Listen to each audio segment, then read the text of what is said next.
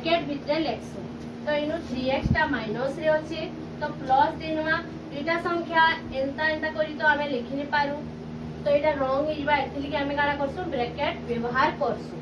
तो आमे इनु लेखमा माइनस 3x ठीक अछि तो इता आमे जोगफल बाहर करामा 2x प्लस माइनस माइनस तो आमे इनु माइनस चिन्ह दे देमा आ इनु लेखमा 3x तो 3x रु 2x गले किते हेबा पहला नु हमें सेकंड संख्या केदार बिजोग करमु एंदा भाबुतुवा लेकिन हेंता नै से बड़ संख्या दिन होचे ताहा के का बिजोग करना तर माने इनु हमें एंता नै जमा 3x प्लस 2x तो 3 नु 2 गले किते हेबा 1 बड़ संख्या रे जिन चिन्ह रहला